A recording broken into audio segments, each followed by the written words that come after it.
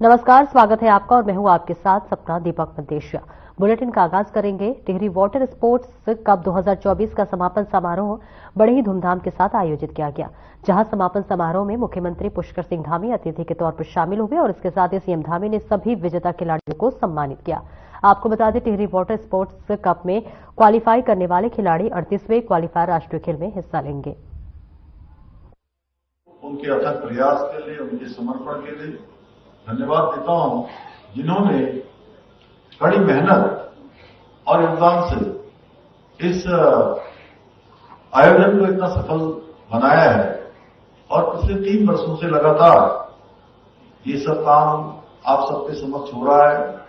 साथ ही उन प्रतिभागियों को भी बधाई देता हूं जिन्होंने इस प्रतियोगिता में भाग लिया है और अपने उत्कृष्ट प्रदर्शन द्वारा हमारे दर्शकों को रोमांचित करने का काम किया है।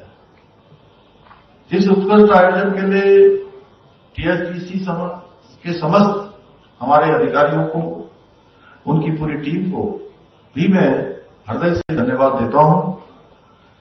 ये हमारे लिए अत्यंत गर्व का विषय है कि हम तीसरी बार इस विशाल टिहरी झील में राष्ट्रीय स्तर की वाटर स्पोर्ट्स प्रतियोगिता को सफलतापूर्वक संपन्न करने जा रहे हैं।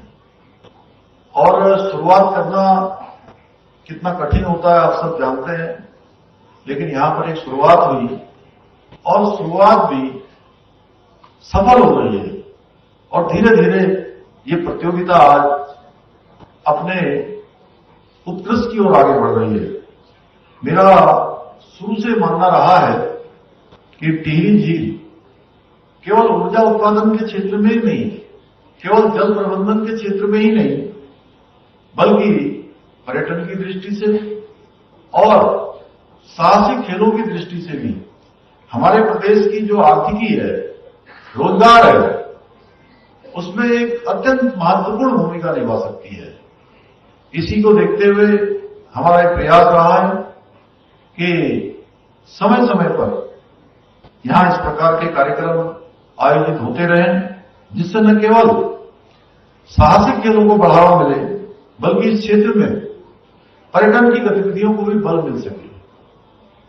और आप सब फर्क महसूस कर रहे होंगे कि जब से इस प्रकार की प्रतियोगिताएं यहां पर प्रारंभ हुई है, निश्चित रूप से हमारा जो रोजगार है, हमारी आर्थिकी है, वो आगे बढ़ रही है। और आने वाले समय में जब यहां 12 महीने इस प्रकार की प्रतियोगिताएं होंगी, हर दिन कोई न कोई प्रतियोगिता होगी, तो आप निश्चित मानिए ये क्षेत्र विकास के मामले में प्रगति के आसमानों को छूने का काम करेगा।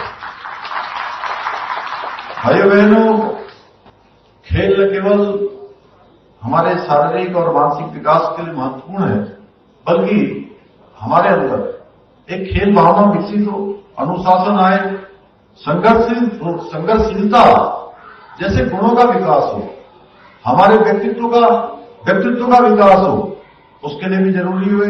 इसी को देखते हुए हमारे आदरणीय प्रधानमंत्री श्री नरेंद्र मोदी जी ने अपने कार्यकाल के दौरान कई सारे कार्यक्रम शुरू किए।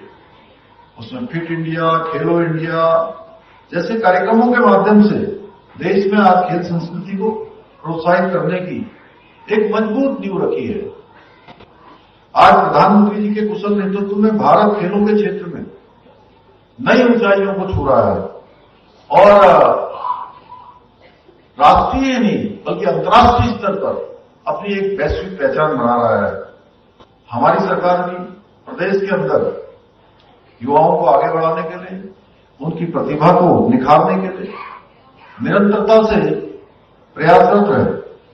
हमने प्रदेश में खेल और खिलाड़ियों को प्रोत्साहित करने के उद्देश्य से हमने नई खेल नीति लागू की है और इस नीति के तहत अब हम राष्ट्रीय और अंतर्राष्ट्रीय स्तर पर पदक जीतने वाले खिलाड़ियों को आउट ऑफ टर्म नौकरी भी दे रहे हैं।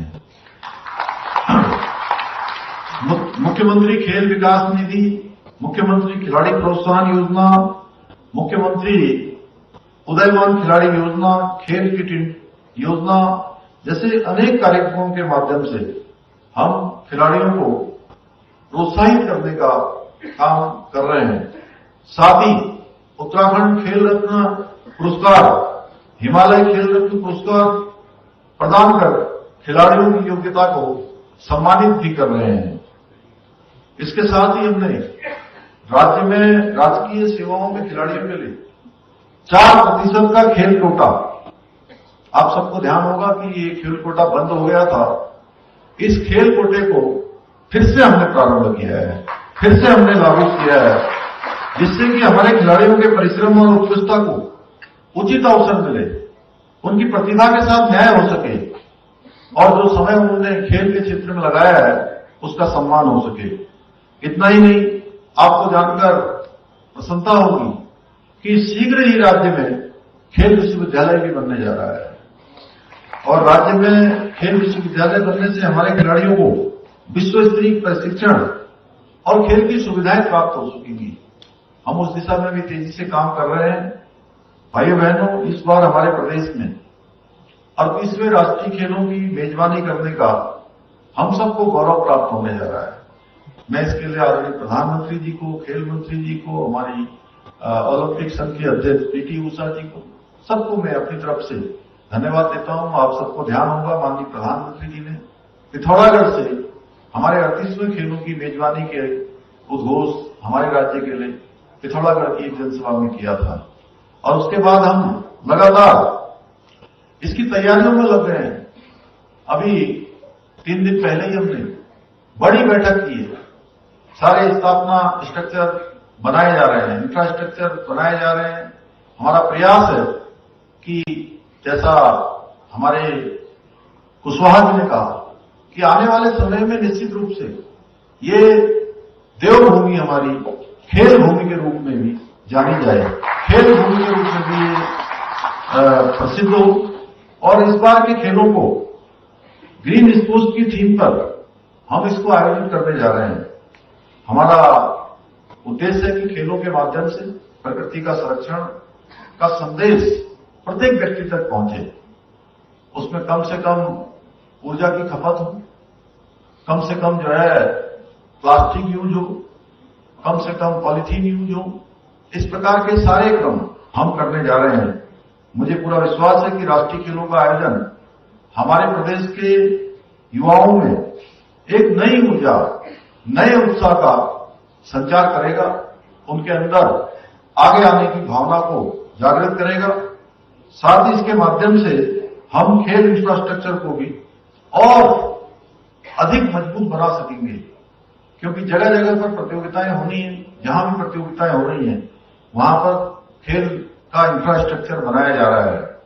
मैं आप सभी के माध्यम से प्रदेश की जनता से भी ये वादा करता हूं कि इस बार के राष्ट्रीय खेल न केवल ऐतिहासिक होंगे, बल्कि खेलों के क्षेत्र में जो उत्तराखंड की साख है उसको भी विश्व स्तरीय रूप देने में सफल रहेंगे। क्योंकि हमने जो भी आयोजन किए हैं, हमारे इसी टिहरी जनपद को 2 G20 की बैठकों को करने का अनुभव है। ये गौरव भी हमारे इसी जनपद को प्राप्त हुआ था, टिहरी जनपद को। नरेंद्र नगर में 2 G20 की सफल बैठकें हुई थी और इस टिहरी जनपद के कुछ गांवों का भ्रमण भी हमारे G20 के जो प्रतिनिधिगण आए थे उन्होंने किया था और उन्होंने यहां से जाने के बाद अपने अनुभव बताए और वो एक ब्रांड एम्बेसडर बनकर यहां से गए और वो एक सफल आयोजन था जिसकी चारों तरफ भूरी भूरी प्रशंसा हुई थी, क्योंकि कम समय में हमने आयोजन किया था। रामनगर का G20 भी हमारा सफल रहा था। पिछले वर्ष हमने इन्वेस्टर समिट किया था, माननीय प्रधानमंत्री जी ने उसका उद्घाटन किया था, गृह मंत्री जी उसके समापन समारोह में थे और वह भी अत्यधिक हमारा सफल आयोजन था। उससे राज्य के अंदर अनेक प्रकार का निवेश आना प्रारंभ हुआ है, अनेक निवेशकों के साथ हमारे MOU हुए हैं। हम उस दिशा में भी तेजी से, ग्राउंडिंग की दिशा में भी हम तेजी से काम कर रहे हैं और उस निवेश के बाद राज्य के अंदर बड़े स्तर पर रोजगार का सृजन भी होना है। भाइयों बहनों, टिहरी झील जैसे स्थान इस बात का प्रमाण है कि उत्तराखंड खेलों के लिए अनुकूल वातावरण और कुछ सुविधाएं प्रदान करने में पूरी तरह से सक्षम है। मुझे पूरा विश्वास है कि भविष्य में भी इस प्रकार के खेलों के आयोजन यहां पर आयोजित होते रहेंगे, टिहरी झील में आयोजित होते रहेंगे और धीरे धीरे जिस प्रकार से आज लोगों का आगमन बढ़ा है, आने वाले समय में ये आयोजन बढ़ते जाने हैं। आज के इस समापन के अवसर पर मैं इस प्रतियोगिता में विजयी हुए सभी खिलाड़ियों को उनकी उत्कृष्ट उपलब्धियों के लिए विशेष रूप से बधाई देता हूं। साथ ही प्रतियोगिता में भाग लेने वाले प्रत्येक प्रतिभागी की मेहनत और लगन की भी मैं सराहना करता हूं। खेल में हार जीत से अधिक महत्वपूर्ण खेल भावना होती है और इसीलिए हम प्रयास करते हैं कि बचपन से हम खेलों में भाग लें और मुझे प्रसन्नता है कि आप सभी इन खेलों के माध्यम से सकारात्मक खेल भावनाओं का संदेश देने में सफल रहे हैं। मुझे पूरा विश्वास है कि भविष्य में आप सभी अपने प्रदर्शन से राष्ट्रीय और अंतर्राष्ट्रीय मंचों पर भारत का नाम रोशन करने में अवश्य सफल होंगे। आज इस अवसर पर मैं टिहरी क्षेत्र के लिए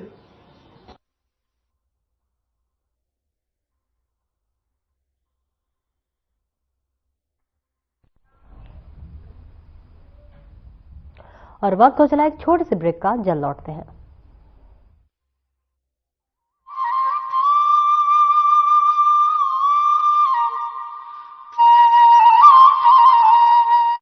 पुरखों की सांझी विरासत, ऋषि मुनियों की परंपरा और अनुकूल वातावरण से देव स्थानम उत्तराखंड को मिला है देश और दुनिया में सबसे ज्यादा मान और बनी है आयुष और वेलनेस में बेस्ट डेस्टिनेशन की पहचान। We all came here to clean our 5 chakras, and so far so good. We really enjoy it, and I give my best wishes for the government of Uttarakhand.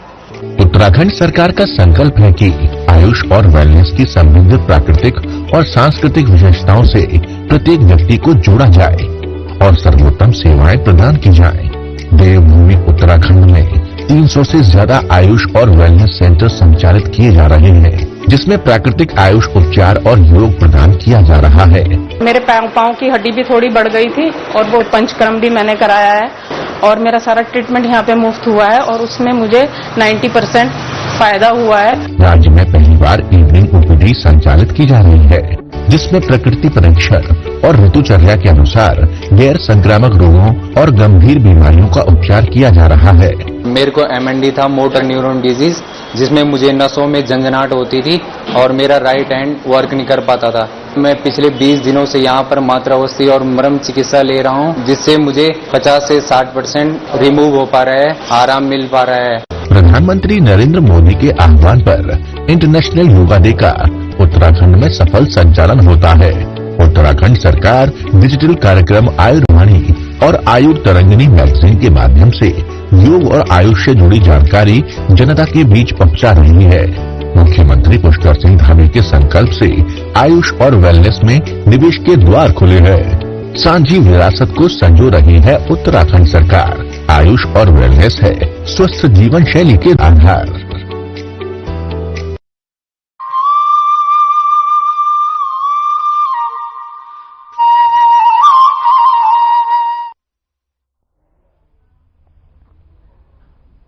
अब break के बाद एक बार फिर से स्वागत है आपका। बढ़ते खबरों की ओर। ऋषिकेश शहर की तमाम आंतरिक सड़कों की दशा जल्द ही सुधरने वाली है। शहरी विकास विभाग की अवस्थापना निधि से नगर निगम को मिले 18 करोड़ रुपए सड़कों और एक सामुदायिक भवन के निर्माण के लिए खर्च किए जाएंगे। वहीं कैबिनेट मंत्री प्रेमचंद अग्रवाल ने नगर निगम में आयोजित कार्यक्रम के दौरान 21 हॉट मिक्स सड़कों के साथ सामुदायिक भवन के निर्माण का शिलान्यास कर दिया है। कैबिनेट मंत्री प्रेमचंद अग्रवाल ने कार्यक्रम में कहा कि शहर के तमाम सड़कों की हालत खस्ता है और इसकी लगातार शिकायतें मिल रही थी। सड़कों के सुधारीकरण को लेकर प्रयास किए जा रहे हैं। सड़कों के साथ सामुदायिक भवन के निर्माण को टेंडर हो चुके हैं। शिलान्यास के साथ सभी निर्माण कार्य शुरू कर दिए जाएंगे।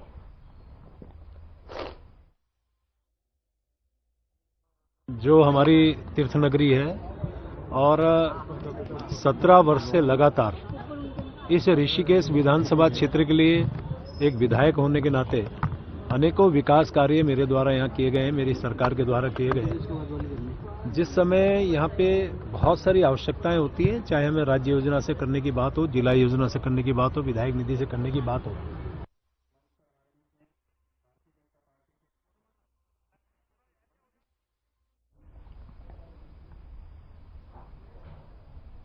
और उत्तराखंड में नगर निकाय चुनाव को लेकर रात सस्पेंस खत्म हो चुका है। अब दिसंबर महीने के अंत तक जल्द ही जारी की जा सकती है।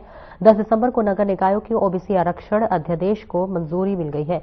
मंजूरी मिलने के बाद शासन ने प्रक्रिया तेज कर दी है और इसी कड़ी में उत्तराखंड शासन ने उत्तराखंड नगर पालिका नगर पंचायत नियमावली 2024 और उत्तराखंड नगर निगम नियमावली 2024 को जारी कर दिया है। शासन ने नगर निकायों के आरक्षण की नियमावली जारी कर शहरी विकास निदेशालय को भेज दिया है। उत्तराखंड शासन द्वारा जारी उत्तराखंड नगर पालिका नगर पंचायत नियमावली 2024 और उत्तराखंड नगर निगम नियमावली 2024 के अनुसार आरक्षण किया जाएगा। आरक्षण को सूची तैयार होते ही जनता से आपत्तियां मांगी जाएंगी और फिर आपत्तियों का निराकरण किया जाएगा, जिसके बाद फाइनल आरक्षण सूची तैयार हो जाएगी और आरक्षण को राज्य निर्वाचन आयोग के पास भेज दिया जाएगा और तब राज्य निर्वाचन आयोग चुनाव कराने की दिशा में आगे बढ़ेगा।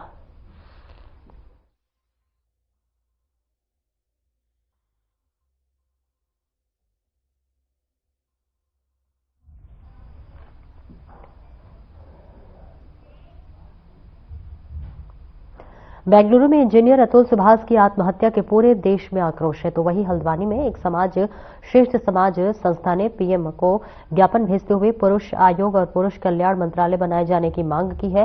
सिटी मजिस्ट्रेट के माध्यम से प्रधानमंत्री को ज्ञापन देते हुए सामाजिक लोगों ने कहा कि अब वह दौर आ गया है जब महिला कानून का गलत फायदा उठाकर पुरुषों का उत्पीड़न कर रही हैं। अतुल सुभाष जैसे होनहार इंजीनियर को देश ने खोया है, जिसका सभी को बहुत बड़ा गम है। ऐसे में निर्दोष पुरुषों के लिए भी केंद्र सरकार को सोचना चाहिए।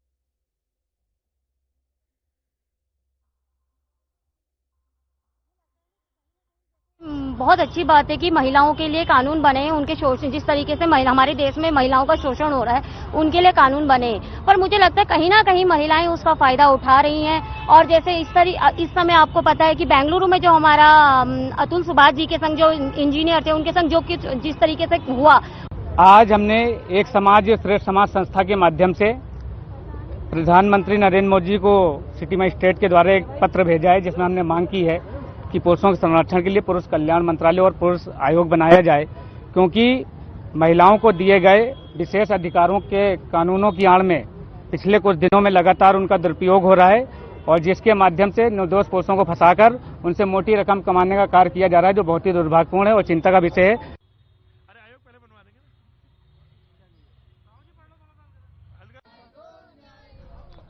एक छोटे से ब्रेक के लिए रुकेंगे, जल्द लौटते हैं।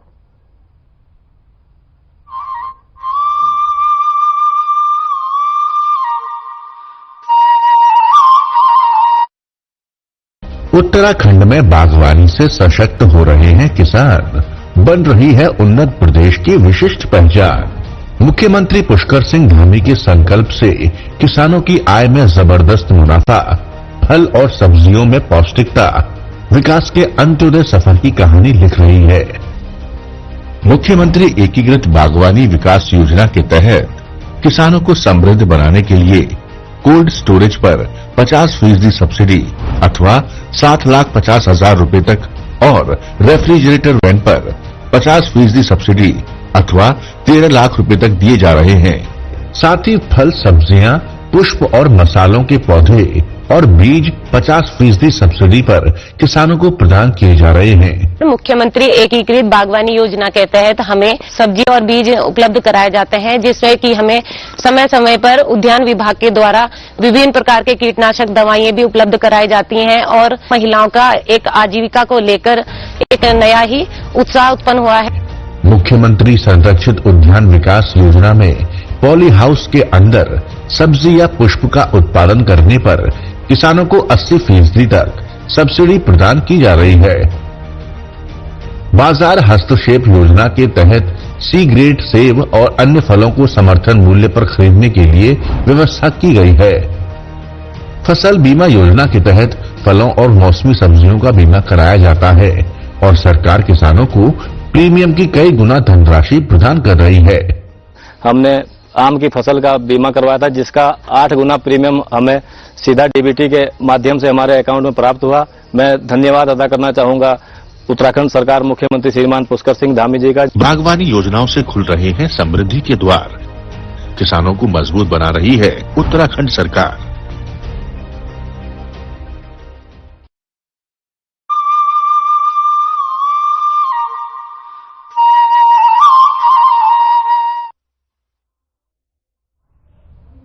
अब ब्रेक के बाद एक बार फिर से स्वागत है आपका। बढ़ते हैं खबरों की ओर।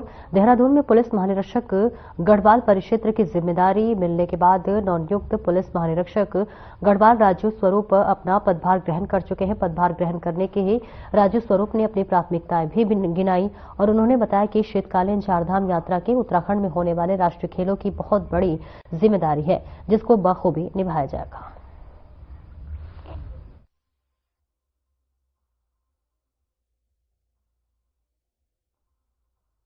देखिए, गढ़वाल परिक्षेत्र जो है वो पूरे 7 जनपद उत्तराखंड के हैं और देश और विदेश का पूरा यहाँ पे इंटरेस्ट रहता है, चाहे वो हरिद्वार में मेले हो या हमारे चारधाम यात्राएं हो या फिर अभी जो शीतकालीन यात्रा शुरू होगी और आने वाले आगामी जो हमारे नेशनल गेम्स हो रहे हैं। तो ये तो इमीडिएट चीजें हैं जिसमें कि ध्यान देना पड़ेगा।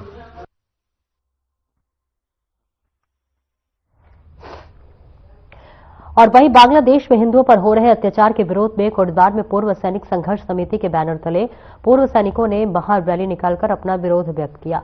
वहीं पूर्व सैनिकों ने कहा कि आज पूरी दुनिया देख रही है कि किस प्रकार बांग्लादेश में हिंदुओं को टारगेट कर उन पर अत्याचार किया जा रहा है। पूर्व सैनिकों ने कहा कि ये पूरे देश के हिंदुओं को जगाने का काम कर रहे ताकि उन्हें एकजुट किया जा सके।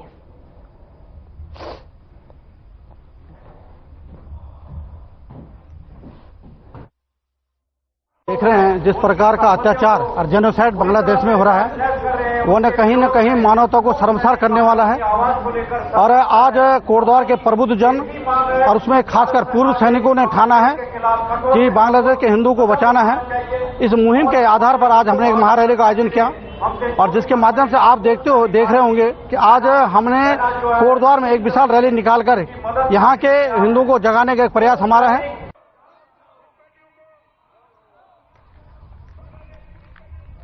और देहरादून में पत्रकारों से वार्ता करते हुए संघर्ष समिति के संयोजक मोहिता डिमरी ने कहा कि विकास नगर तहसील के पौधों में करीब 300 बीघा जमीन में आईएएस और आईपीएस अधिकारियों के लिए आवासीय कॉलोनी बनाई जा रही है। इसके लिए प्रॉपर्टी डीलर एसपी मथुर और इंद्र सिंह ने अवैध रूप से अनुसूचित जाति के लिए लोगों के साथ ही गोल्डन फॉरेस्ट की जमीनों की रजिस्ट्री की और बाद में इस जमीन को अधिकारियों में बेच दी गई है। वहीं दूसरी तरफ पूर्व गढ़वाल कमिश्नर एसएस पांगते ने कहा है कि प्रदेश के उच्च अधिकारी की जमीन की लूट में शामिल है, तो कैसे उम्मीद करें कि मजबूत भू कानून आएगा। हमें कहना है कि सरकार कह रही है कि हम मजबूत भू कानून लाएंगे। अब इस बात से समझा जा सकता है कि मजबूत भू कानून कैसे होगा, जब ग्रामीण क्षेत्रों में 250 वर्ग मीटर जमीन खरीदने का प्रावधान है भारी व्यक्ति के लिए, तो कैसे आईएएस, आईपीएस और पीसीएस अधिकारियों ने यहाँ पर 250 वर्ग मीटर से अधिक जमीनें खरीदी हैं, कैसे उनके सगे संबंधियों को यहाँ पर जमीनें मिली हैं, जबकि प्रावधान तो यह कहता है कि परिवार में सिर्फ एक सदस्य ही 250 वर्ग मीटर जमीन खरीद सकता है। तो अपने आप में ही कानून का उल्लंघन अधिकारी कर रहे हैं। जिन्हें कानून का पालन करवाना था वो खुद जमीनों की लूट में शामिल है। मैंने उनको शब्द कहा कि तुम मुझे मत समझाओ, मैं तुम्हें कागज दिया तो पता चला जिसमें तो शुरू से आखिरी तक घटना ही है। इसमें जब एक मुख्यमंत्री इसको कोरोना काल में उसको उद्घाटन करने जाता है, एक राजस्व विभाग का एक अधिकारी वहां उपस्थित है, स्पष्ट हो जो अभी आपने सवाल उठाया था कि जो जनप्रतिनिधि उनके बाद में क्यों नहीं आप, ये मिली भगत है। फिलहाल इस बुलेटिन में इतना ही। दीजिए इजाजत। नमस्कार।